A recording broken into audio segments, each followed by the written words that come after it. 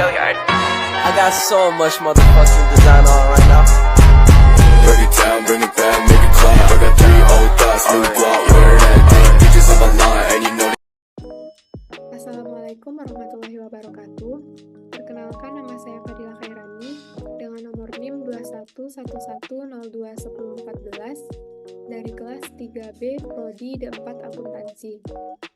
Baiklah, di video kali ini saya akan membahas mengenai Safe Deposit Box dan bank garansi. Untuk yang pertama, kita masuk kepada Safe Deposit Box terlebih dahulu. Sebelumnya, kita harus tahu dulu apa sih itu Safe Deposit Box. Safe Deposit Box atau SDB adalah jasa penyewaan box atau kotak untuk penyimpanan barang maupun surat-surat berharga dan barang-barang lainnya yang disetujui oleh bank secara tertulis dengan jangka waktu tertentu. Secara sederhana, Safe Deposit Box merupakan salah satu sistem pelayanan bank kepada masyarakat dalam bentuk bank menyewakan kotak atau box dengan ukuran tertentu untuk menyimpan barang-barang berharga dengan jangka waktu tertentu. Dan nasabah menyimpan sendiri kunci kotak pengaman tersebut. Lalu selanjutnya, dokumen atau barang apa saja yang bisa disimpan dalam Safe Deposit Box. Pelayanan Safe Deposit Box ini sangat membantu masyarakat dalam mengamankan harta benda yang berharga, seperti emas, mutiara, intan, berlian, permata, dan benda lainnya yang dianggap berharga.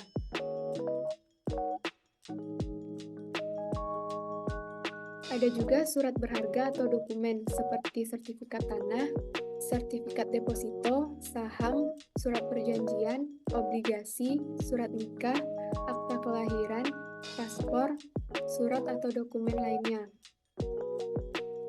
Sedangkan barang yang tidak boleh atau sebaiknya tidak disimpan dalam Safe Deposit Box antara lain, yang pertama senjata api atau bahan peledak, dan segala macam barang yang diduga dapat membahayakan atau merusak Safe Deposit Box itu sendiri. Lalu, barang-barang yang sangat diperlukan saat keadaan darurat, seperti surat kuasa, catatan kesehatan, dan wasiat. Dan barang lainnya dilarang oleh bank atau ketentuan yang berlaku. Selanjutnya masuk kepada keuntungan Safe Deposit Box. Keuntungan Safe Deposit Box sendiri itu dibagi atas dua. Yang pertama keuntungan bagi nasabah, dan yang kedua keuntungan bagi lembaga atau bank. Keuntungan bagi nasabah yang pertama itu aman, di mana barang berharga atau surat-surat disimpan dalam kotak besi yang kuat dan tahan api di dalam brankas bank, menjadikannya aman dari risiko pencurian, kerusakan, atau risiko bencana alam, seperti kebakaran. Lalu, keuntungan yang kedua ada fleksibel, di mana nasabah bisa mengakses kotak penyimpanan di bank kapan saja, sesuai dengan waktu operasional bank. Keuntungan yang ketiga mudah, di mana cara menyewa kotak penyimpanan ini sangat mudah. Nasabah hanya perlu membuka rekening di bank dan menandatangani perjanjian. Setelah itu, nasabah bisa langsung menyimpan barang berharga atau surat-surat penting.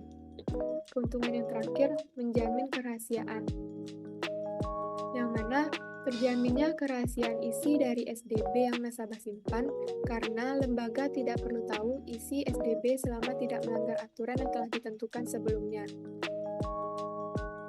Lalu keuntungan yang kedua yaitu keuntungan bagi lembaga atau bank. Keuntungan bagi bank yang pertama biaya sewa. Bank memperoleh jasa biaya sewa yang telah disetorkan oleh nasabah ke lembaga. Keuntungan yang kedua, bank mendapatkan biaya yang mengendap dari nasabah melalui biaya setoran jaminan dalam jangka waktu tertentu, sehingga dapat digunakan untuk hal-hal lain. Keuntungan yang ketiga, dengan adanya Safe Deposit Box, masyarakat atau nasabah akan sering mengunjungi lembaga terkait atau bank terkait. Hal ini bisa digunakan sebagai cara memperkenalkan nasabah akan pelayanan bank lainnya. Di samping nasabah telah mendapatkan keuntungan, tentunya harus ada biaya yang harus dikeluarkan oleh nasabah. Adapun biaya yang harus dikeluarkan oleh nasabah ada dua. Yang pertama, uang sewa safe deposit box. Uang sewa safe deposit box yang nilainya tergantung tipe yang telah dibutuhkan oleh masing-masing nasabah, serta jangka waktu yang dibutuhkan oleh nasabah. Pembayaran biaya sewa ini biasanya per tahun. Biaya yang kedua ada setoran jaminan. Setoran jaminan merupakan bentuk antisipasi yang diperuntukkan untuk mengganti kunci safe deposit box apabila suatu saat kunci nasabah hilang dan tempat safe deposit box harus dibongkar. Akan tetapi, jika suatu saat kunci safe deposit box sampai batas waktu akhir SDB tidak hilang, maka setoran jaminan kunci dapat diambil. Selanjutnya masuk kepada syarat kontrak safe deposit box. Yang pertama, penyewa harus jujur menurut penilaian bank yang bersangkutan. Yang kedua, pengontrak harus memberikan jati dirinya seperti KTP, SIM, paspor, dan lain-lain. Lalu yang ketiga, penyimpanan dan pengambilan barang simpanan hanya dapat dilakukan oleh pengontrak atau penyewa safe deposit box. Lalu yang terakhir, penyimpanan dan pengambilan barang simpanan harus sesuai dengan prosedur yang ditetapkan oleh bank yang bersangkutan. Selanjutnya masuk kepada ketentuan-ketentuan safe deposit box. Yang pertama, pengamanan safe deposit box. Di mana pertama pengontrak SDB harus dilakukan secara selektif dan perjanjian kontrak harus jelas dan mengikat. Lalu yang kedua, penyimpanan dan pengambilan barang yang disimpan harus dalam ruangan SDB dan ruangannya harus didesain sedemikian rupa sehingga kuat dan aman. Lalu yang ketiga, master key dan anak kunci box harus yang baik dan sulit dipalsukan. Dan master key dipegang oleh karyawan bank, sedangkan kunci box dipegang oleh nasabahnya. Yang keempat, ruangan safe deposit box hanya dapat dimasuki petugas bank dan nasabah. Dan master key harus disimpan dengan baik di kantor bank yang bersangkutan. Ketentuan yang kedua yaitu mekanisme pembukaan safe deposit box. Di mana yang pertama, calon nasabah harus mengajukan permohonan terlebih dahulu kepada bank. Lalu selanjutnya, pengontrak mengisi permohonan penyewaan surat safe deposit box dan mengisi surat kuasa atas safe deposit box, lalu mengisi perjanjian sewa menyewa safe deposit box kepada bank. Selanjutnya, penyewa menandatangani surat perjanjian. Lalu, pengontrak atau penyewa safe deposit box harus membayar terlebih dahulu uang kontrak atau uang sewanya. Selanjutnya, penyewa melaksanakan perjanjian yang sudah disepakati. Dan pengontrak harus mengembalikan kunci boxnya apabila kontraknya habis. Dan apabila pengontrak dan penyewa meninggal dunia, yang berhak mengambil simpanan adalah ahli warisnya yang sah. Selanjutnya, hal-hal yang perlu diperhatikan oleh nasabah. Yang pertama, adanya biaya yang dibebankan kepada penyewa, antara lain uang sewa, uang jaminan kunci, dan denda keterlambatan pembayaran sewa. Lalu yang kedua, tidak menyimpan barang-barang yang dilarang dalam safe deposit box. Yang ketiga, menjaga agar kunci yang disimpan nasabah tidak hilang atau disalahgunakan pihak lain. Lalu yang keempat, memperlihatkan barang yang disimpan bila sewaktu-waktu diperlukan oleh bank. Lalu yang kelima, jika kunci yang dipegang penyewa hilang, maka uang jaminan kunci akan digunakan sebagai pengganti kunci dan membongkar safe deposit box yang wajib disaksikan sendiri oleh penyewa. Lalu yang keenam, memiliki daftar isi dari safe deposit box dan menyimpan fotokopi atau salinan dokumen tersebut di rumah sebagai referensi.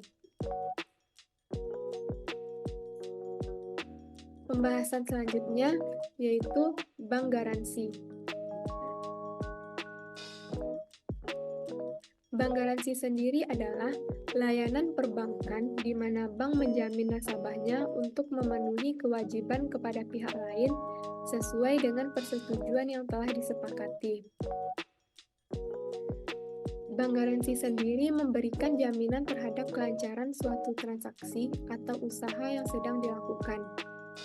Bagi pihak yang memegang bank garansi akan mendapatkan keyakinan atau rasa aman dari kemungkinan tindakan pihak lain yang merugikan. Contohnya adalah dalam proses tender proyek konstruksi, di mana pihak yang mengajukan penawaran harus menyertakan bank garansi sebagai jaminan bahwa mereka akan menyelesaikan proyek sesuai dengan perjanjian. Jika pihak tersebut gagal memenuhi kewajibannya, bank akan membayar sejumlah uang kepada penerima garansi, yang dalam hal ini biasanya adalah pemberi proyek.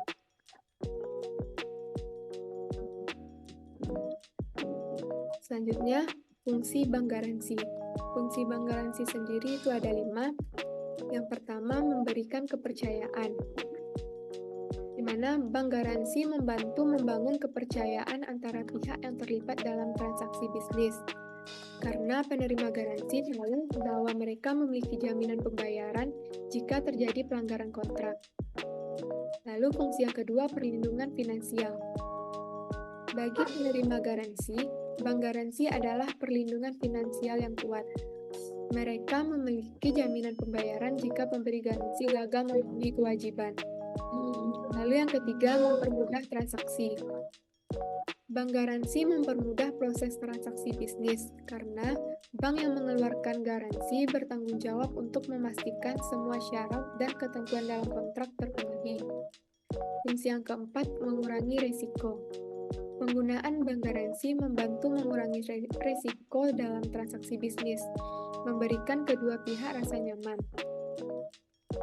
Lalu fungsi yang terakhir, meningkatkan reputasi, di mana bank garansi dapat membantu meningkatkan reputasi dalam dunia bisnis, menunjukkan bahwa Anda dapat dipercaya dan dapat mematuhi perjanjian.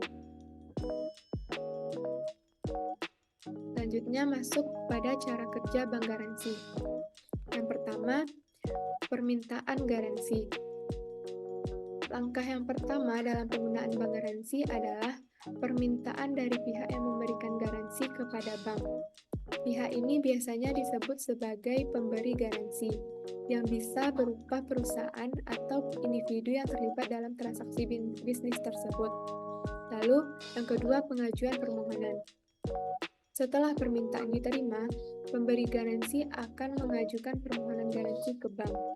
Permohonan ini mencakup rincian tentang transaksi atau kontrak yang akan dilakukan, serta jumlah uang yang akan dijamin oleh bank. Lalu yang ketiga, evaluasi dan penilaian risiko. Bank akan melakukan evaluasi dan penilaian risiko sebelum mengeluarkan bank garansi. Mereka akan mempertimbangkan reputasi dan kemampuan finansial pemberi garansi untuk mematuhi kewajibannya, serta karakteristik transaksi tersebut. Yang keempat, pengeluaran bank garansi. Jika bank setuju untuk mengeluarkan garansi, mereka akan mengeluarkan surat garansi yang berisi detail tentang transaksi, termasuk jumlah yang dijamin, tanggal kadaluarsa garansi, dan kondisi yang harus dipatuhi oleh pemberi garansi. Lalu yang kelima, pelaksanaan transaksi.